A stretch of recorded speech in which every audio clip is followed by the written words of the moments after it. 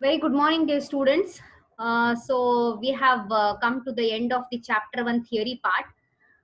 So I have took a very long time to finish the class. As you know that it is not very easy. So many difficult concepts were included in your first chapter. It would be more easier if you remember your basic first PUC concepts, because without the basic knowledge you cannot study your second PUC chapters. So let us see the problematic sections of the chapter 1. So let us go through the problem number 1. So we are going through the problems of electric charges and fields. So I told you in the last class that I'm going to take the problems, and students, you have to take the calculator in your hands so that you can calculate the answer, because when I explain you may feel that do we get this answer while solving. So better that you keep your books ready to solve, and even the calculator in your hand. So let us go through the problem. What is that? The best tip to solve the problem, dear students, I'll tell you some of the things. Out of out score ಮಾಡಬೇಕು ಅಂತಂದ್ರೆ physics ಅಲ್ಲಿ ಮಕ್ಕಳೇ marks ಹೋಗೋ chances ಇರೋ. Theory part ಎಲ್ಲ ಚೆನ್ನಾಗಿ ಮಾಡ್ತೀರಾ ಅಂತ ಅನ್ಕೊಳ್ಳಿ, ಕೆಲವು ಮಕ್ಕಳು ಮಾಡ್ತಾರೆ, ನಿಮ್ಗೆಲ್ರಿಗೂ ಎಬಿಲಿಟಿ ಇದೆ. ಬಟ್ ಮಾರ್ಕ್ಸ್ ಕಳ್ಕೊಳ್ಳೋದು ಮೇಜರ್ ಎಲ್ಲಿ ಅಂತಂದ್ರೆ 1 ಮಾರ್ಕ್ಸಿನ ಕ್ವಶನ್ಸ್ ಅಲ್ಲಿ ವೆರಿ ಫಸ್ಟ್ ಪಾರ್ಟ್ ಏನಿದೆ ಅದರಲ್ಲಿ, ಮತ್ತೆ ಲಾಸ್ಟ್ ಪಾರ್ಟ್ ಅಂದ್ರೆ ವೆರಿ ಕಾಂಪ್ಲಿಕೇಟೆಡ್ ಪಾರ್ಟ್ ಅಂತಾನೆ ನೀವು ಅಸ್ಯೂಮ್ ಮಾಡ್ಕೊಂಡಿದೀರಾ. ಯಾಕೆ? ಅದು ಪ್ರಾಬ್ಲಮ್ಯಾಟಿಕ್ ಸೆಕ್ಷನ್ ಆಗಿರೋದ್ರಿಂದ 15 ಮಾರ್ಕ್ಸ್ ನಿಮಗೆ ಅಲ್ಲಿ ಇರೋದ್ರಿಂದ ನೀವು ಟೆನ್ಷನ್ ಮಾಡ್ಕೋತೀರಾ, ಹೇಗೆಗೋ ಸುತ್ತಿ ಬಳಸಿ ಪ್ರಾಬ್ಲಮ್ ಕೇಳ್ತಾರೆ ಅಂತ ನಿಮಗೆ ಟೆನ್ಷನ್ ಆಗುತ್ತೆ. ಎಲ್ಲಾ ಚೆನ್ನಾಗಿ ಬರೆಯೋರ್ಗೆ ಪ್ರಾಬ್ಲಮ್ ಆಗೋದು ಪ್ರಾಬ್ಲಮ್ಯಾಟಿಕ್ ಸೆಕ್ಷನ್ ಅಲ್ಲಿ. ಸೊ ಹಾಗಾಗಿ ಯಾವ್ದೇ ಒಂದು ಪ್ರಾಬ್ಲಮ್ ಕೊಟ್ಟಾಗ ನೀವು ತುಂಬಾ ಸರಿ ಓದ್ಬೇಕು ಪ್ರಾಬ್ಲಮ್ನ, ಬಿಕಾಸ್ ಒಂದೇ ಸರಿ ಪ್ರಾಬ್ಲಮ್ ಓದ್ಕೊಂಡ್ಬಿಟ್ಟು ನಾನು ಮಾಡ್ತೀನಿ ಅಂತಂದ್ರೆ ಮಿಸ್ಟೇಕ್ಸ್ ಆಗಿರುತ್ತೆ. ನಿಮಗೆ ಆ ಟೈಮಿಗೆ ನಾನು ಮಾಡಿರೋ ಪ್ರಾಬ್ಲಮ್ ಸರಿ ಅಂತ ಅನ್ಸ್ಬೋದು, ಬಟ್ ಸ್ವಲ್ಪ ಹೊತ್ತಾದ್ಮೇಲೆ ನಿಮಗೆ the problem I have solve, when you come out of the exam hall ನಿಮಗೆ ಅನ್ಸುತ್ತೆ the problem whatever I have solve the answer is wrong. Friends ಜೊತೆ ಡಿಸ್ಕಸ್ ಮಾಡ್ತೀರಾ, ಆನ್ಸರ್ ರಾಂಗ್ ಅಂತ ಗೊತ್ತಾಗುತ್ತೆ. ಸೊ ಅದಕ್ಕೆ ಪ್ರಾಬ್ಲಮ್ಸ್ ನ ಒಂದ್ಸಲ ಅಲ್ಲ, 2 ಸಲ ಅಲ್ಲ, 3 ಸಲ ಓದಿ ಫಸ್ಟ್ ನಿಮ್ಮ RHS ಅಲ್ಲಿ ಪ್ರಾಬ್ಲಮ್ ಅಲ್ಲಿ ಏನೇನ್ ಕೊಟ್ಟಿದ್ದಾರೆ, ನಾವೇನು ಕ್ಯಾಲ್ಕುಲೇಟ್ ಮಾಡಬೇಕು ಅಂತ ನೀವು ತಿಳ್ಕೊಳ್ಳಿ. So let us start the very first problem. In beginning I go slow. ನೀವು ಸ್ವಲ್ಪ ಪ್ರಾಬ್ಲಮ್ಯಾಟಿಕ್ ಸೆಕ್ಷನ್ ಗೆ ನನ್ನ ಪಾಠಕ್ಕೆ ನೀವು ಅಡ್ಜಸ್ಟ್ ಆಗ್ತಾ ಇದ್ದೀರಾ ಪ್ರಾಬ್ಲಮ್ಯಾಟಿಕ್ ಸೆಕ್ಷನ್ ಅಲ್ಲಿ ಅಂತ ಅಂದಾಗ ಸ್ವಲ್ಪ ಫಾಸ್ಟ್ ಆಗಿ ಹೋಗುವ. ಫಸ್ಟ್ ಪ್ರಾಬ್ಲಮ್ ಏನ್ ಕೊಟ್ಟಿದ್ದಾರೆ, what is the force between 2 small charged sphere having charges 2 into 10 raised to minus 7 coulomb and 3 into 10 raised to minus 7 coulomb placed 30 centimeter apart in air. ಏನ್ ಮಾಡಿದ್ದಾರೆ ಅಂದ್ರೆ, 2 ಸ್ಮಾಲ್ ಸ್ಪಿಯರ್ಸ್ ಇದೆ. Spear A ಅಂತ ಅನ್ಕೊಳ್ಳಿ, spear B ಅಂತ ಅನ್ಕೊಳ್ಳಿ. ನನ್ ಈಗ ಏನ್ ಮಾಡ್ತಾ ಇದೀವಿ, ಒಂದು ಸ್ಪಿಯರ್ ಎ ಇದೆ, ಒಂದು ಸ್ಪಿಯರ್ ಬಿ ಇದೆ. ಆ ಸ್ಪಿಯರ್ ನ ನಾವು ನ್ಯೂಟ್ರಲ್ ಆಗಿ ಬಿಟ್ಟಿಲ್ಲ, ಕಂಪ್ಲೀಟ್ ಆಗಿ ಚಾರ್ಜ್ ಮಾಡಿದೀವಿ ಅದನ್ನ. ಸೊ ಎ ಸ್ಪಿಯರ್ ಏನಿದೆ ಅದ್ರದ್ದು ಚಾರ್ಜ್ ಎಷ್ಟಿದೆ, 2 into 10 raised to minus 7 coulomb charge ಇದೆ. ಇನ್ನೊಂದು ಸ್ಪಿಯರ್ ನಾನು ಏನ್ ಅಸ್ಯೂಮ್ ಮಾಡ್ಕೋತಾ ಇದ್ದೀನಿ, ಸ್ಪಿಯರ್ ಬಿ ಅಂತ ಹೇಳ್ದೆ ಅಲ್ವಾ, ಅದ್ರದ್ದು ಎಷ್ಟು ಚಾರ್ಜ್ ಇದೆ, 3 into 10 raised to minus 7 coulomb charge ಇದೆ. ಅವೆರಡೂ ಸ್ಪಿಯರ್ ನ ಪ್ಲೇಸ್ ಮಾಡಿದ್ದಾರೆ. ಆ 2 ಸ್ಪಿಯರ್ ನ ಪ್ಲೇಸ್ ಮಾಡಿರೋದ್ರ ಮಧ್ಯ ಎಷ್ಟು ಡಿಸ್ಟೆನ್ಸ್ ಇದೆ, 30 ಸೆಂಟಿಮೀಟರ್ ದೂರದಲ್ಲಿ 2 ಚಾರ್ಜಸ್ ಇದೆ. ಒಂದಕ್ಕೊಂದು ಡಿಸ್ಟೆನ್ಸ್ ಎಷ್ಟಿದೆ, ಆ ಚಾರ್ಜಸ್ ನ ಆ ಸ್ಪಿಯರ್ಸ್ ನ ಪ್ಲೇಸ್ ಮಾಡಿದ್ದಾರೆ, ಆ ಸ್ಪಿಯರ್ಸ್ ನ ಕಂಪ್ಲೀಟ್ ಆಗಿ ಚಾರ್ಜ್ ಮಾಡಿದ್ದಾರೆ, small spheres. So those 2 spheres are placed 30 centimetre apart. ಅವೆರಡರ ಮಧ್ಯೆ ಇರ್ತಕ್ಕಂಥ ಡಿಸ್ಟೆನ್ಸ್ ಎಷ್ಟು, 30 ಸೆಂಟಿಮೀಟರ್ ಇದೆ. They have placed in air ಅಂತ ಮೆನ್ಷನ್ ಮಾಡ್ತಾ ಇದಾರಲ್ವಾ. ಸೊ ಈ ಪ್ರಾಬ್ಲಮ್ ಅಲ್ಲಿ ನಾನು ಕ್ಯಾಲ್ಕುಲೇಟ್ ಮಾಡ್ಬೇಕಾಗಿರೋದು ಫೋರ್ಸ್. ಫಸ್ಟ್ ಏನೇನ್ ಕೊಟ್ಟಿದ್ದಾರೆ ಅದನ್ನೆಲ್ಲ ನೀವು ರೈಟ್ ಹ್ಯಾಂಡ್ ಸೈಡಿಗೆ ಬರ್ಕೋಬೇಕು. ಇದಕ್ಕೆ ಸಮ್ಟೈಮ್ಸ್ ನಿಮಗೆ ಮಿಸ್ಗೈಡ್ ಮಾಡ್ತಾರೆ, ಕೊಟ್ಟಿರೋ ಪ್ರಾಬ್ಲಮ್ ನ ಸಾಲ್ವ್ ಮಾಡದೇ ಇದ್ರು ಕೂಡ ನಾನು ರೈಟ್ ಸೈಡ್ ಅಲ್ಲಿ ಕೊಟ್ಟಿರೋದನ್ನೆಲ್ಲ ಬರ್ಕೊಂಡ್ಬಿಟ್ರೆ 1 ಮಾರ್ಕ್ಸ್ ಕೊಡ್ತಾರೆ ಅಂತ. ಖಂಡಿತವಾಗ್ಲೂ ಮಾರ್ಕ್ಸ್ ಇಲ್ಲ ಮಕ್ಳೇ. ತುಂಬಾ ಮಕ್ಳು ಹಾಗೆ ಅನ್ಕೊಂಡಿರ್ತಾರೆ, ನನಗೆ ಪ್ರಾಬ್ಲಮ್ ಮಾಡಕ್ ಬರಲ್ಲ ಅಂತ ಕ್ವಶನ್ ನಂಬರ್ ಹಾಕ್ಬಿಟ್ಟು ಏನೇನ್ ಕೊಟ್ಟಿದ್ದಾರೆ ಅಂತ ಬರ್ದ್ಬಿಡ್ತೀರಾ, 1 ಮಾರ್ಕ್ಸ್ ಯಾರು ಕೊಡಲ್ಲ. ಫಾರ್ಮುಲಾ ಹಾಕಿದ್ರೆ ಮಾತ್ರ 1 ಮಾರ್ಕ್ಸ್ ಕೊಡ್ತಾರೆ, ಸಾಲ್ವ್ ಮಾಡಿದ್ರೆ ಕಂಪ್ಲೀಟ್ ಮಾರ್ಕ್ಸ್ ಕೊಡ್ತಾರೆ ಆನ್ಸರ್ ಸರಿ ಇದ್ರೆ. ಸೊ ನಾವು ಫಸ್ಟ್ ಫೋರ್ಸ್ ನ ಕ್ಯಾಲ್ಕುಲೇಟ್ ಮಾಡಕ್ ಹೇಳಿದ್ದಾರೆ, ಅದನ್ನ ಕ್ವಶನ್ ಮಾರ್ಕ್ ಹಾಕೊಂಡ್ಬಿಡೋಣ. ನಮ್ಮ ಪ್ರಾಬ್ಲಮ್ ಅಲ್ಲಿ ನಮಗೆ ಏನ್ ಕೊಟ್ಟಿದ್ದಾರೆ ಮತ್ ನಮ್ಮಿಂದ ಏನ್ ಕ್ಯಾಲ್ಕುಲೇಟ್ ಮಾಡಕ್ ಕೇಳ್ತಿದಾರೆ ಅನ್ನೋದು ಮಾತ್ರ ನಮಗೆ ವರಿ ಇರ್ಲಿ. So force question mark, sphere ಎದು ಚಾರ್ಜ್, ನಾನು ಸ್ಪಿಯರ್ ಎ ಮತ್ತೆ ಬಿ ಅಂತ ನಾನ್ ನಿಮಗೆ ಕನ್ಸಿಡರ್ ಮಾಡ್ಕೊಳ್ಳಿ ಅಂತ ಹೇಳ್ತಾ ಇರೋದು. ನಾವ್ ಹೇಳಿರುವ ಸ್ಪಿಯರ್ ಎದು ಚಾರ್ಜ್ ಎಷ್ಟಿದೆ, Q1 ಅಂತ ತಗೊಳ್ಳೋಣ. ಒಂದು ಸ್ಪಿಯರ್ದು ಚಾರ್ಜ್ ನ Q1 ಅಂತ ತಗೊಳ್ಳೋಣ. ಅದ್ರ ವ್ಯಾಲ್ಯೂ ಎಷ್ಟಿದೆ, 2 into 10 raised to minus 7 coulomb. Coulomb is the unit of charge. So Q2 charge ಯಾವ್ದ್ರದ್ದು ಸ್ಪಿಯರ್ ಬಿ ಇದೆಯಲ್ಲ, ಎರಡನೇ ಸ್ಪಿಯರ್ ಇದೆಯಲ್ಲ ಅದ್ರದ್ದು ಚಾರ್ಜ್ Q2 ಅಂತ ನಾನು ತಗೋತಾ ಇದ್ದೀನಿ. ಅದ್ರದ್ದು ವ್ಯಾಲ್ಯೂ ಎಷ್ಟು? 3 × 10⁻⁷ ಕೂಲಂಬ್ ಇದೆ. ಓಕೆನಾ? ಮತ್ತೇನ್ ಹೇಳಿದ್ದಾರೆ, ಆ ಎರಡು ಸ್ಪಿಯರ್ಸ್ ನ ನಾವು ಏರಲ್ಲಿ ಇಟ್ಟಿದೀವಿ, ಎರಡ್ರ ಮಧ್ಯ ಆ ಎರಡ್ರ ಮಧ್ಯದ ಡಿಸ್ಟೆನ್ಸ್ ಎಷ್ಟು ಕೊಟ್ಟಿದೀವಿ, ಆ ಎರಡ್ರ ಮಧ್ಯ ಎಷ್ಟು ದೂರ ಇದೆ ಅಂತ ಅಂದ್ರೆ R = 30 ಸೆಂಟಿಮೀಟರ್ ಕೊಟ್ಟಿದ್ದಾರೆ. ನಾನು ಪ್ರಾಬ್ಲಮ್ ಸಾಲ್ವ್ ಮಾಡ್ಬೇಕಾದ್ರೆ ಗೊತ್ತು ನಿಮಗೆ, ಪ್ರತಿ ಒಂದು ಯೂನಿಟ್ಸ್ ಕೂಡ SI ಯೂನಿಟ್ ಸ್ಟ್ಯಾಂಡರ್ಡ್ ಯೂನಿಟ್ಸ್ ಅಲ್ಲಿ ಇರಬೇಕು. ಒಂದು ಯೂನಿಟ್ ನಾನು ಬೇರೆ ಸಿಸ್ಟಮ್ ಅಲ್ಲಿ ಇಟ್ಕೊಂಡು ಇನ್ನೊಂದು ಯೂನಿಟ್ ನ ಬೇರೆ ಸಿಸ್ಟಮ್ ಅಲ್ಲಿ ಇಡಕ್ಕಾಗಲ್ಲ. As all over the world we are following system of international units, we have to follow that. ನಾವ್ ಹೆಂಗ್ ಬೇಕಂಗ್ ಮನ್ಸ್ ಬಂದಂಗ್ ಮಾಡಕ್ಕಾಗಲ್ಲ. ಸೊ 30 ಸೆಂಟಿಮೀಟರ್ ಇರೋದನ್ನ ಮೀಟ್ರಿಗೆ ಕನ್ವರ್ಟ್ ಮಾಡಕ್ ಏನ್ ಮಾಡ್ತೀನಿ, ಸೆಂಟಿಮೀಟರ್ ಅಂದ್ರೆ ಎಷ್ಟು ಮಕ್ಳೆ? 10⁻². 10 × 10, 10 ನ 2 ಸಲ ಮಲ್ಟಿಪ್ಲೈ ಮಾಡಿದ್ರೆ 100 ಆಗುತ್ತೆ. ಅದನ್ನ ಸೆಂಟಿಮೀಟರ್ ಅಂತ ಹೇಳ್ತೀವಲ್ವಾ. ಸೊ ನನಗೆ ಮೀಟ್ರಿಗೆ ಕನ್ವರ್ಟ್ ಆಗ್ಬೇಕು ಅಂದ್ರೆ ಏನ್ ಮಾಡ್ಬೇಕು? 30 / 100 ಮಾಡಿ ಅಷ್ಟೇ. ಸೆಂಟಿಮೀಟರ್ ಎಷ್ಟು? 10⁻² ಅಲ್ವಾ. ಸೊ ನಾನು ಇಲ್ಲಿ ಶಿಫ್ಟ್ ಮಾಡಿದಾಗ್ಲೇ ಗೊತ್ತಾಗುತ್ತೆ ನಿಮಗೆ ಮೀಟ್ರಿಗೆ ಆಗುತ್ತೆ ಅಂತ. ಬಟ್ ನಿಮಗೆ ಮೇಡಮ್ ನಮಗೆ ಸೆಂಟಿಮೀಟರ್ ಇಂದ ಮೀಟರ್ ಕನ್ವರ್ಟ್ ಮಾಡಕ್ ಗೊತ್ತಾಗ್ತಾ ಇಲ್ಲ ಅಂತ ಅಂದ್ರೆ, ಸೆಂಟಿಮೀಟರ್ ಇಂದ ಮೀಟರಿಗೆ ಕನ್ವರ್ಟ್ ಮಾಡ್ಬೇಕಾದ್ರೆ /100 ಮಾಡಿ. ಮಿಲಿಮೀಟರ್ ಇಂದ ಮೀಟ್ರಿಗೆ ಮಾಡ್ಬೇಕು ಅಂದ್ರೆ ಎಷ್ಟು ಮಾಡ್ಬೇಕು? ಮಿಲಿ ಅಂದ್ರೆ ಎಷ್ಟು ಮಕ್ಳೆ? 10⁻³ 10 × 10 × 10 ಎಷ್ಟು? 1000. 1000 / 30 / 1000 ಮಾಡಿದ್ರೆ ಮಿಲಿಮೀಟರ್ ಇಂದ ಮೀಟ್ರಿಗೆ ಆಗತ್ತೆ. ಅದೇ ರೀತಿ ಸೆಂಟಿಮೀಟರ್ ಇಂದ ಮೀಟ್ರಿಗೆ ಆಗ್ಬೇಕು ಅಂದಾಗ ಏನ್ ಮಾಡ್ಬೇಕು? 30 / 100 ಮಾಡಿದ್ರೆ ನಿಮಗೆ ಎಷ್ಟು ಸಿಗುತ್ತೆ? 0.3 ಮೀಟರ್. ನಾನ್ ನಿಮಗೆ ತುಂಬಾ ಲಾಜಿಕ್ ಆಗಿ ಹೇಳ್ಕೊಡ್ತಿಲ್ಲ, ನಾನು ಈಸಿ ವೇಲ್ ಹೇಳ್ತಾ ಇದ್ದೀನಿ ನಿಮಗೆ. ಸೆಂಟಿಮೀಟರ್ ಇಂದ ಮೀಟ್ರಿಗೆ ಕನ್ವರ್ಟ್ ಮಾಡಕ್ ಎಷ್ಟು ಬೇಕು ಮಕ್ಳೆ? 30 ಸೆಂಟಿಮೀಟರ್. ಸೆಂಟಿ ಅಂದ್ರೆ 10⁻², 10 × 10, 10⁻². ಈಗ ಸೆಂಟಿಮೀಟರ್ ಬದಲು ನಾನು ಏನ್ ಬರಿಬಹುದು ಇಲ್ಲಿ? 30 × 10⁻² ಮೀಟರ್ ಅಂತ ಬರಿಬಹುದು. ಆ 10⁻² ನ ಡಿನಾಮಿನೇಟರ್ ತಂದ್ರೆ 10⁻+2 ಆಗುತ್ತೆ ಅಲ್ವಾ. ಸೊ 10⁻+2 ಅಂದ್ರೆ ಅರ್ಥ ಏನು? 10 × 10 100. 30 / 100 ಮಾಡಿದ್ರೆ ಸೆಂಟಿಮೀಟರ್ ಇಂದ ಮೀಟರ್ಗೆ ಕನ್ವರ್ಟ್ ಆಗುತ್ತೆ. ಸೊ ನೆಕ್ಸ್ಟ್ ಪ್ರಾಬ್ಲಮ್ ಅಲ್ಲಿ 1/4. ಸೊ ನಾವಿಲ್ಲಿ ಕೂಲಂಬ್ಸ್ ಲಾ ಆಫ್ ಎಲೆಕ್ಟ್ರೋಸ್ಟಾಟಿಕ್ ಫಾರ್ಮುಲಾನ ಯೂಸ್ ಮಾಡಬೇಕು. F = 1/4πε0 Q1 Q2 / R². 1/4πε0 ಇಂದು ಕಂಪ್ಲೀಟ್ ವ್ಯಾಲ್ಯೂ ಏನ್ ಮಕ್ಳೆ? 9 × 10⁻⁹. ಅಷ್ಟು ಕೂಡ ಬರ್ಕೊಳ್ಳಿ ಇಲ್ಲಿ ಸೆಕೆಂಡ್ ಸ್ಟೆಪ್ ಅಲ್ಲಿ ನೋಡಿ. 9 × 10⁻⁹ ಯಾವ್ದ್ರದ್ದು ವ್ಯಾಲ್ಯೂ ಇದು? 1/4πε0 ಕಂಪ್ಲೀಟ್ ವ್ಯಾಲ್ಯೂ. Qn ಎಷ್ಟಿದೆ? 2 × 10⁻⁻7. Q2 ಎಷ್ಟಿದೆ? 3 × 10⁻⁻7 ಇದೆ. ಡಿವೈಡೆಡ್ ಬೈ ಡಿಸ್ಟೆನ್ಸ್ ಎಷ್ಟಿದೆ? R² ಮೀಟ್ರಿಗೆ ಕನ್ವರ್ಟ್ ಮಾಡಾಗಿದೆ. 0.3 ಹೋಲ್ ಸ್ಕ್ವೇರ್ ಮಾಡ್ಕೊಳ್ಳಿ. ಇಲ್ಲಿ ಸಾಲ್ವ್ ಮಾಡಿ ಮಕ್ಳೆ. 9 × 2 ಮಾಡಿ ಎಷ್ಟು ಬರುತ್ತೆ? 18 ಬರುತ್ತೆ. ಫಸ್ಟ್ ಪವರ್ಸ್ ನ ಸಪರೇಟ್ ಆಗಿ ಇಟ್ಕೊಳ್ಳಿ. ಫಸ್ಟ್ ನೀವು ಮಲ್ಟಿಪ್ಲಿಕೇಶನ್ ಮಾಡುವಂತದನ್ನ ಮಲ್ಟಿಪ್ಲೈ ಮಾಡಿ. 9 × 2 ಎಷ್ಟಾಯ್ತು ಮಕ್ಳೆ? 18 ಆಯ್ತು. 18 × 3 54 ಆಯ್ತು. ಡಿನಾಮಿನೇಟರ್ ಅಲ್ಲಿ ಎಷ್ಟು ಬರುತ್ತೆ? 54 ಬರುತ್ತೆ ಅಲ್ವಾ. ಸೊ ಡಿವೈಡೆಡ್ ಬೈ 0.3 × 0.3 ಎಷ್ಟು ಬರುತ್ತೆ? 0.09 ಬರುತ್ತೆ. ಹೌದಲ್ವಾ? 0.09 ಬರುತ್ತೆ. ಓಕೆನಾ? ನೆಕ್ಸ್ಟ್ ಈ ಪವರ್ ಸೆಕ್ಷನ್ ಗೆ ಹೋಗೋಣ. ಇಂಟು ಪವರ್ಸ್ ಎಷ್ಟಿದೆ ಇಲ್ಲಿ? 10⁻⁻7 ಮತ್ತೆ 10⁻⁻7 ಇದು. When the bases are same, the power can be added. So -7 plus -7 ಎಷ್ಟಾಗುತ್ತೆ? ಮೈನಸ್ ಇಂಟು ಮೈನಸ್ ಪ್ಲಸ್ ಆಗೋದ್ರಿಂದ ನಾವು ಆಡ್ ಮಾಡ್ತೀವಿ, ಬಟ್ ಸೈನ್ ಹಾಗೆ ಉಳ್ಕೊಳ್ಳುತ್ತೆ. -7 ಎಷ್ಟಾಗುತ್ತೆ? -14 ಆಗುತ್ತೆ.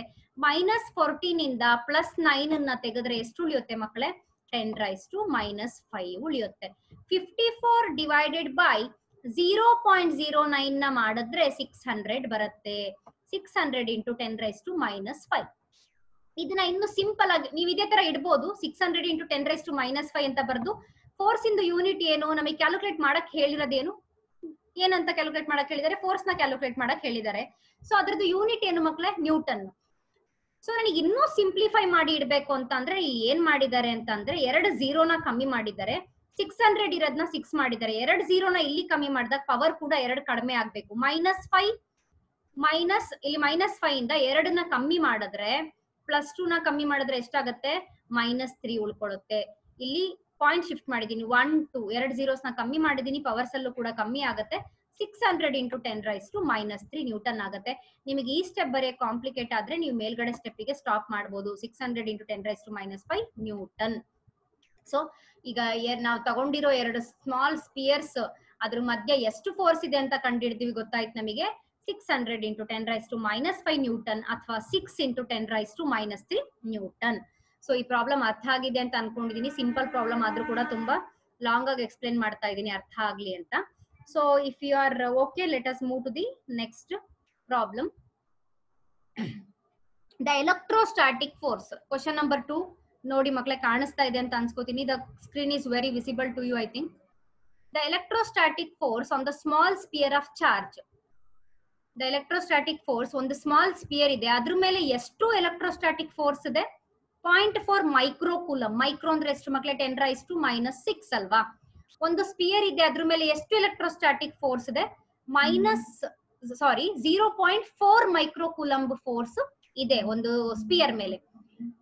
ಅದಕ್ಕೆ ಯಾಕೆ ಅಷ್ಟೊಂದು ಫೋರ್ಸ್ ಬಂತು ಅಂದ್ರೆ, ಇನ್ನೊಂದು ಸ್ಪಿಯರ್ ಗೆ ಎಷ್ಟು ಚಾರ್ಜ್ ಇದೆ? ಇನ್ನೊಂದು ಸ್ಮಾಲ್ ಸ್ಪಿಯರ್ ಇದೆ. ಇಲ್ಲಿ ಎರಡು ಸ್ಪಿಯರ್ಸ್ ಬಗ್ಗೆ ಮಾತಾಡ್ತಾ ಇದೀವಿ ಮಕ್ಕಳೇ, ಅರ್ಥ ಮಾಡ್ಕೊಳ್ಳಿ.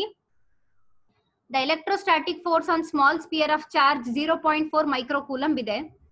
ಯಾವ್ದ್ರಿಂದ ಅಷ್ಟು ಚಾರ್ಜ್ ಬರ್ತಾ ಇದೆ? ಅದಕ್ಕೆ ಇನ್ನೊಂದು ಸ್ಪಿಯರ್ ಇಂದ ಅಷ್ಟು ಚಾರ್ಜ್ ಬರ್ತಾ ಇದೆ. ಆ ಇನ್ನೊಂದು ಸ್ಪಿಯರ್ ಗೆ ಎಷ್ಟು ಚಾರ್ಜ್ ಇದೆ? -0.8 micro coulomb in air. It is placed in air. Is 0.2 Newton. ಅಂದ್ರೆ ಎರಡು ಸ್ಪಿಯರ್ಸ್ ಇದೆ, ಹಿಂದಿನ ಪ್ರಾಬ್ಲಮ್ ತರಾನೇ ಮಕ್ಕಳೇ. ಎರಡು ಸ್ಮಾಲ್ ಸ್ಪಿಯರ್ ಇದೆ, ಒಂದಕ್ಕೆ 0.4 ಮೈಕ್ರೋ ಕೂಲಂಬ್ ಇದೆ, ಇನ್ನೊಂದಕ್ಕೆ -0.8 ಮೈಕ್ರೋ ಕೂಲಂಬ್ ಇದೆ. ಅವೆರಡರ ಮಧ್ಯ ಫೋರ್ಸ್ ಎಷ್ಟು ಕೊಟ್ಟಿದ್ದಾರೆ? 0.2 ನ್ಯೂಟನ್ ಕೊಟ್ಟಿದ್ದಾರೆ. ಓಕೆ ಮ್ಯಾಮ್, ಇಲ್ಲಿ ಚಾರ್ಜಸ್ ಕೊಟ್ಟಿದ್ದಾರೆ, ಫೋರ್ಸ್ ಕೊಟ್ಟಿದ್ದಾರೆ. ಹಾಗಿದ್ರೆ ನಮಗೆ ಏನ್ ಕ್ಯಾಲ್ಕುಲೇಟ್ ಮಾಡಕ್ ಹೇಳಿದ್ದಾರೆ ಮ್ಯಾಮ್ ಇವರು? ನೋಡಿ ಕ್ವಶನ್ ಎ ಅಲ್ಲಿ ನಮಗೆ ಇಲ್ಲಿ ಚಾರ್ಜಸ್ ಕೊಟ್ಟಿದ್ದಾರೆ, ಚಾರ್ಜಸ್ ಮಧ್ಯೆ ಇರೋ ಫೋರ್ಸ್ ಕೊಟ್ಟಿದ್ದಾರೆ. So what do we have to calculate here? What is distance between spheres? Last problem ಅಲ್ಲಿ ಡಿಸ್ಟೆನ್ಸ್ ಕೊಟ್ಟಿದ್ರು, ಫೋರ್ಸ್ ನ ಕ್ಯಾಲ್ಕುಲೇಟ್ ಮಾಡಕ್ ಹೇಳಿದ್ರು ಮಕ್ಕಳೇ. ಈ ಪ್ರಾಬ್ಲಮ್ ಅಲ್ಲಿ ಫೋರ್ಸ್ ನ ಕೊಟ್ಟಿದ್ದಾರೆ, ಅವೆರಡರ ಮಧ್ಯೆ ಎಷ್ಟು ಡಿಸ್ಟೆನ್ಸ್ ಇದೆ ಅಂತ ಕ್ಯಾಲ್ಕುಲೇಟ್ ಮಾಡ್ಬೇಕು. ಮತ್ತೆ ಏನ್ ಹೇಳ್ತಿದ್ದಾರೆ ಅಂದ್ರೆ, what is force on second sphere due to the first sphere? ಎರಡನೇ ಸ್ಪಿಯರ್ ಮೇಲೆ ಎಷ್ಟು ಫೋರ್ಸ್ ಬೀಳ್ತಾ ಇದೆ? ಎರಡನೇ ಸ್ಪಿಯರ್ ಮೇಲೆ ಎಷ್ಟು ಫೋರ್ಸ್ ಬೀಳ್ತಾ ಇದೆ ಫಸ್ಟ್ ಸ್ಪಿಯರ್ ಇಂದಾಗಿ? ಬಿಕಾಸ್ ಆಫ್ ಫಸ್ಟ್ ಸ್ಪಿಯರ್ ಕಾರಣದಿಂದ the influence, because of the influence of the first sphere second sphere ಮೇಲೆ ಎಷ್ಟು ಫೋರ್ಸ್ ಬೀಳ್ತಾ ಇದೆ ಅಂತ ಕ್ಯಾಲ್ಕುಲೇಟ್ ಮಾಡಿ. ಮತ್ತೆ ಎರಡು ಸ್ಪಿಯರ್ಸ್ ಮಧ್ಯೆ ಇರುವ ಫೋರ್ಸ್ ನ ಡಿಸ್ಟೆನ್ಸ್ ನ ನೀವು ಕ್ಯಾಲ್ಕುಲೇಟ್ ಮಾಡಿ ಅಂತ ಹೇಳಿದ್ದಾರೆ. ಸೊ ನನ್ನ ಪ್ರಾಬ್ಲಮ್ ಅಲ್ಲಿ ಏನೇನ್ ಕೊಟ್ಟಿದ್ದಾರೆ ಅದನ್ನ ನೀವು ಬರ್ಕೊಳ್ಳಿ. Q1 is equals to 0.4 micro coulomb charge. ಇದು ಫಸ್ಟ್ನೇ ಸ್ಪಿಯರ್ದು. ಎರಡನೇ ಸ್ಪಿಯರ್ದು -0.8 ಮೈಕ್ರೋ ಕೂಲಂಬ್ ಇದೆ ಮಕ್ಕಳೇ. ಸೊ F12 ಅಂದ್ರೆ force on the sphere 1 due to the sphere 2. F12 ಅಂದ್ರೆ ಏನ್ ಮಕ್ಕಳೇ? ಇಲ್ಲಿ force on the sphere 1 due to the sphere 2. ಫಸ್ಟ್ನೇ ಸ್ಪಿಯರ್ ಮೇಲೆ ಎಷ್ಟು ಫೋರ್ಸ್ ಬೀಳ್ತಾ ಇದೆ ಎರಡನೇ ಸ್ಪಿಯರ್ ಕಾರಣದಿಂದ? ಎಷ್ಟು? ಅದು 0.2 ನ್ಯೂಟನ್. ಫೋರ್ಸ್ ಯಾವ್ದ್ರ ಮೇಲೆ ಬೀಳ್ತಾ ಇದೆ? ಸ್ಪಿಯರ್ 1 ಮೇಲೆ ಬೀಳ್ತಾ ಇದೆ. ಯಾವ್ದ್ರಿಂದ? Sphere 2, because of sphere 2. ಅದನ್ನ ಕೊಟ್ಟಿದ್ದಾರೆ. F12 ಕೊಟ್ಟಿದ್ದಾರೆ. ನಾನ್ F21 ಕ್ಯಾಲ್ಕುಲೇಟ್ ಮಾಡ್ಬೇಕಾಗತ್ತೆ. ಅದಿಲ್ಲೇ ಆನ್ಸರ್ ಸಿಕ್ಕಿದೆ ಅಂತ ಅನ್ಕೋತೀನಿ. Because F12 is equals to F21. ಎರಡರ ಮಧ್ಯ ಸೇಮ್ ಡಿಸ್ಟೆನ್ಸ್ ಇರುತ್ತೆ ಅಲ್ವಾ? ಸೊ ಹಾಗಾಗಿ F21 ಕೂಡ 0.2 ನ್ಯೂಟನ್ ಆಗುತ್ತೆ. ಅದರ ಆನ್ಸರ್ ನ ನಾವು ಡೈರೆಕ್ಟ್ ಆಗಿ ಬರಿಬಹುದು ಅಲ್ವಾ? ಸೊ ಇಲ್ಲಿ ಚಾರ್ಜಸ್ ಒಂದು ಪ್ಲಸ್ ಒಂದು ನೆಗೆಟಿವ್ ಇದೆ. ಇಟ್ಸ್ ಎನ್ ಡೈಪೋಲ್ ಅಂತ ಕನ್ಸಿಡರ್ ಮಾಡಬಹುದು. F21 ಎಷ್ಟು ಅಂತ ಕೇಳಿದ್ದಾರೆ. F12 0.2 ನ್ಯೂಟನ್ ಅಂತ ಗೊತ್ತಾಯ್ತು. ಸೊ F21 ಕೂಡ 0.2 ನ್ಯೂಟನ್ ಇರುತ್ತೆ. ಬಿಕಾಸ್ ಒಂದ್ರ ಮೇಲೆ ಒಂದು ಅಷ್ಟೇ ಫೋರ್ಸ್ ಈಕ್ವಲ್ ಅಂಡ್ ಆಪೋಸಿಟ್ ಆಗಿ ಪ್ರೊಡ್ಯೂಸ್ ಆಗ್ತಾ ಇದೆ. 2 equal and opposite forces the couple May act at this point. So ಹಾಗಾಗಿ ಈಗ ನನಗೆ ಕ್ಯಾಲ್ಕುಲೇಟ್ ಮಾಡಕ್ ಹೇಳಿರೋದು ಏನು ಈ ಪ್ರಾಬ್ಲಮ್ ಅಲ್ಲಿ? ಹಿಂದಿನ ಪ್ರಾಬ್ಲಮ್ ಅಲ್ಲಿ ಡಿಸ್ಟೆನ್ಸ್ ಕೊಟ್ಟಿದ್ರು, ಫೋರ್ಸ್ ಕ್ಯಾಲ್ಕುಲೇಟ್ ಮಾಡಿ ಅಂದ್ರು. ಈ ಪ್ರಾಬ್ಲಮ್ ಅಲ್ಲಿ ಫೋರ್ಸೇ ಕೊಟ್ಬಿಟ್ಟಿದ್ದಾರೆ, ಡಿಸ್ಟೆನ್ಸ್ ಕ್ಯಾಲ್ಕುಲೇಟ್ ಮಾಡಿ ಅಂತ ಹೇಳಿದ್ದಾರೆ. ಇನ್ನೊಂದನ್ನ ಸೇರಿಸಿದ್ದಾರೆ. F12 ಕೊಟ್ಟಿದ್ದಾರೆ. ಸ್ಪಿಯರ್ 1 ಮೇಲೆ ಎಷ್ಟು ಫೋರ್ಸ್ ಇದೆ? Because of sphere 2. ಸೊ ಹಾಗಿದ್ರೆ ನಾವು ಕ್ಯಾಲ್ಕುಲೇಟ್ ಮಾಡ್ಬೇಕಾಗಿರೋದು ಸ್ಪಿಯರ್ 2 ಮೇಲೆ ಎಷ್ಟು ಫೋರ್ಸ್ ಬರ್ತಾ ಇದೆ ಬಿಕಾಸ್ ಆಫ್ ಸ್ಪಿಯರ್ 1 ಅಂತ. ಸೊ ಎರಡು ಕೂಡ ಈಕ್ವಲ್ ಆಗಿದೆ. F12 equal to F21. So ಎರಡು ಕೂಡ 0.2 ನ್ಯೂಟನ್ ಆಗಿದೆ. ಆನ್ಸರ್ ಇಲ್ಲಿ ಕ್ವಶನ್ ನಂಬರ್ ಬಿ ಗೆ ನಮಗೆ ಆನ್ಸರ್ ಸಿಕ್ಕಾಯ್ತು. ಇವಾಗ ಮೇನ್ ಆಗಿ ನಾನು ಡಿಸ್ಟೆನ್ಸ್ ಕ್ಯಾಲ್ಕುಲೇಟ್ ಮಾಡ್ಬೇಕು, ಅದಕ್ಕೆ ಹೋಗೋಣ. So same formula F is equals to 1/4πε0 Q1 Q2 by R square. So ನನಗೆ ಯಾವ್ದಕ್ಕೆ ಈಗ ಆನ್ಸರ್ ಬೇಕಾಗಿರೋದು? R square. ಕ್ವಶನ್ ನೀವು ಕಂಪ್ಲೀಟ್ ಇಕ್ವೇಶನ್ ಆಲ್ಟರ್ ಮಾಡ್ಕೊಳ್ಳಿ. R square ನ ಇಲ್ಲಿಗೆ ತಗೊಂಡ್ಬನ್ನಿ, F ನ ಇಲ್ಲಿ ಕಳಿಸಿ, ಈಕ್ವೇಶನ್ ಏನಾಗುತ್ತೆ r square equal to 1/4πε0 q1 q2 by f. ನನಗೆ ಏನ್ ಬೇಕು ಡಿಸ್ಟೆನ್ಸ್ ಬೇಕು ಅದಕ್ಕೆ ಅದನ್ನ ಬರ್ಕೊಳ್ಳಿ. 1/4πε0 ವ್ಯಾಲ್ಯೂ ಎಷ್ಟು ಮಕ್ಕಳೇ 9 × 10⁹ ಅಲ್ವಾ. ಇಷ್ಟು ಕಂಪ್ಲೀಟ್ 1/4πε0 ವ್ಯಾಲ್ಯೂ ಎಷ್ಟು 9 × 10⁹. q1 ಎಷ್ಟು ಕೊಟ್ಟಿದ್ದಾರೆ 0.4 ಮೈಕ್ರೋ ಕೂಲಮ್. ಮೈಕ್ರೋ ಅಂದ್ರೆ ಎಷ್ಟು 10⁻⁻6 ಅದನ್ನ ನೀವು ಬರೀಬೇಕು. 0.4 ಮೈಕ್ರೋ ಕೂಲಮ್. ಮೈಕ್ರೋ ಅಂದ್ರೆ 10⁻⁻6. q2 ಎಷ್ಟಿದೆ ಮಕ್ಕಳೇ, ಇಲ್ಲಿ ನಾವು ಮೈನಸ್ ನ ನೆಗ್ಲೆಕ್ಟ್ ಮಾಡಿದೀವಿ. ಡಿಸ್ಟೆನ್ಸ್ ನೆಗೆಟಿವ್ ಇರಲ್ಲ, ಡಿಸ್ಟೆನ್ಸ್ ನೆಗೆಟಿವ್ ಅಂದ್ರೆ ಅದ್ರ ಮೀನಿಂಗ್ ಇರಲ್ಲ ಅಂತ ಹೇಳ್ಬಿಟ್ಟು ಆತರ ನೆಗ್ಲೆಕ್ಟ್ ಮಾಡ್ತೀವಿ ಅಷ್ಟೇ. ಯಾಕೆ ಮೈನಸ್ ಬರ್ದಿಲ್ಲ ಅಂತ ಆಮೇಲೆ ಜಗಳ ಆಡ್ತಾ ಕೂರ್ಬೇಡಿ ನನ್ನ ಹತ್ರ. ಸೊ ಇಲ್ಲಿ ಮೈನಸ್ ನಾವ್ ಯಾಕೆ ಇಲ್ಲಿ ನೆಗ್ಲೆಕ್ಟ್ ಮಾಡಿದ್ವಿ ಅಂದ್ರೆ ಡಿಸ್ಟೆನ್ಸ್ ಇಸ್ ನೆಗೆಟಿವ್ ಅಂತ ಹೇಳಕ್ ಆಗಲ್ಲ. So that we have neglected and sometimes the question may also be wrong, but in thus ಈ ತರ ಬಂದಿರೋದ್ರಿಂದ ನಮಗೊಂದು ಚಾನ್ಸ್ ಆಯ್ತು ಇದನ್ನ ಎಕ್ಸ್ಪ್ಲೇನ್ ಮಾಡಕ್ಕೆ. Distance we cannot mention in the negative term, so ಅದಕ್ಕೆ ವಿ ಹ್ಯಾವ್ ರಿಟನ್ 0.8 × 10⁻⁻6. ಫೋರ್ಸ್ ಎಷ್ಟು ಕೊಟ್ಟಿದ್ದಾರೆ ನ್ಯೂಟನ್ ಅಲ್ಲಿ ಇದೆ ಫೋರ್ಸ್, ಸೊ 0.2 ಹಾಕೊಳ್ಳಿ. ಇಲ್ಲಿ ಸಾಲ್ವ್ ಮಾಡಬೇಕು, ನೀವೇ ಮಲ್ಟಿಪ್ಲೈ ಮಾಡಿ. 9 × 0.4 × 0.8 ಮಾಡಿದಾಗ 2.88 ಬರುತ್ತೆ. ಇವಾಗ ಪವರ್ಸಿಗೆ ಹೋಗೋಣ. -6 ಎಷ್ಟು ಮಕ್ಕಳೇ -12. -12 ಇಂದ +9 ತೆಗೆದ್ರೆ ಎಷ್ಟು ಉಳಿಯುತ್ತೆ? -12 ಇಂದ +9 ತೆಗೆದ್ರೆ 10⁻³ ಉಳಿಯುತ್ತೆ. ಸೊ ನ್ಯೂಮರೇಟರ್ ಕತೆ ಮುಗೀತು. ಡಿನಾಮಿನೇಟರ್ ಅಲ್ಲಿ ಏನಿದೆ, ಇಲ್ಲಿ ಇನ್ನೊಂದು ಮಿಸ್ಟೇಕ್ ಆಗಿದೆ, ಅದನ್ನ ನಾನು ಇಲ್ಲೇ ಸರಿ ಮಾಡ್ತೀನಿ. ಆಕ್ಚುಲಿ ನಾನು ಬರೆಸ್ಬೇಕಾದ್ರೆ ನನ್ನ ಸ್ಟೂಡೆಂಟ್ ರಾಂಗ್ ಆಗಿ ಬರ್ಕೊಂಡಿರ್ಬೋದು. ಇಲ್ಲಿ ನೀವು ಸರಿ ಮಾಡ್ಕೊಳ್ಳಿ.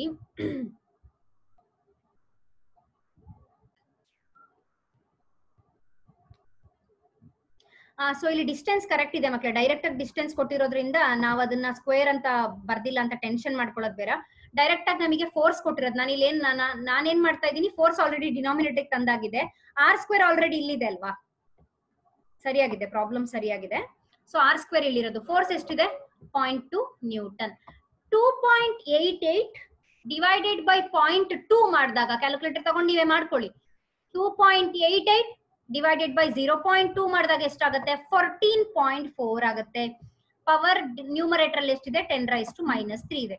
ಇಲ್ಲಿ ಶಿಫ್ಟಿಂಗ್ ಹೇಗ್ ಮಾಡೋದು ಮಕ್ಕಳೇ ಹೇಳ್ತೀನಿ ನೋಡಿ. ನಾನಿಲ್ಲಿ ಹಿಂದಕ್ಕೆ ಶಿಫ್ಟ್ ಮಾಡ್ತೀನಿ, 14.4 ಇರೋದನ್ನ ಕಮ್ಮಿ ಮಾಡ್ತೀನಿ. ಇಲ್ಲಿ 10⁻³ ಕಂಪ್ಲೀಟ್ ಆಗಿ ಹೋಗ್ಲಿ ಅಂದ್ರೆ ಇಲ್ಲಿ ಶಿಫ್ಟ್ ಮಾಡಿ. 1 2 3 ಅಂದ್ರೆ 0.0144. ಈ ಪವರ್ ನ ವ್ಯಾನಿಶ್ ಮಾಡಿಬಿಟ್ಟು ನೀವು ಶಿಫ್ಟ್ ಮಾಡಬೇಕು. ಇಲ್ಲಿ ಪವರ್ ಕಂಪ್ಲೀಟ್ ಆಗಿ ವ್ಯಾನಿಶ್ ಆಗ್ಬೇಕು ಅಂದ್ರೆ ನಾನು ಇಲ್ಲಿಂದ ಶಿಫ್ಟ್ ಮಾಡಬೇಕು. 1 2 3 0.0144 0.0144 ಬರುತ್ತೆ. So ಉಳ್ಕೊಳ್ಳೋದೇನು metre. ಬಟ್ ನಮಗೆ ಇಲ್ಲಿ ಏನಿದೆ LHS ಅಲ್ಲಿ r² ಇದೆ, ಅದ್ರದ್ದು ರೂಟ್ ತೆಗಿರಿ. r² ರೂಟ್ ತೆಗೆದ್ರೆ ಎಷ್ಟು 0.12 ಮೀಟರ್ ಆನ್ಸರ್ ಬರುತ್ತೆ. ಇಲ್ಲಿ ನಾನು ಆಗ್ಲೇ ಹೇಳಿದ್ದು ಸ್ಟೂಡೆಂಟ್ ರಾಂಗ್ ಆಗಿ ಬರ್ಕೊಂಡಿಲ್ಲ, ಕರೆಕ್ಟ್ ಇದೆ. ಬಿಕಾಸ್ ನಾವು r² ನ ಆಲ್ರೆಡಿ LHS ಗೆ ತಗೊಂಡೋಗಿದ್ದೀವಿ. ಇಲ್ಲಿ ಡಿನಾಮಿನೇಟರ್ ಅಲ್ಲಿ ಫೋರ್ಸ್ ಇರೋದು. ಸೊ ಫೋರ್ಸ್ ಎಷ್ಟು ಕೊಟ್ಟಿದ್ದಾರೆ 0.2 ನ್ಯೂಟನ್ ಇದೆ, ಅದನ್ನ ಹಾಕಿ ಕ್ಯಾಲ್ಕುಲೇಟ್ ಮಾಡಿ.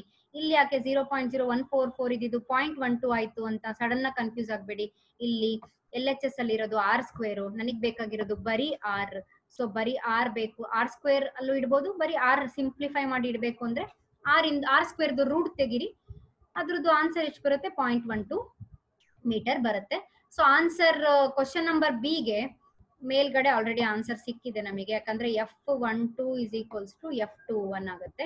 Equal and opposite forces. F21 is equals to 0.2 newton answer ಬರುತ್ತೆ. So this is your second problem.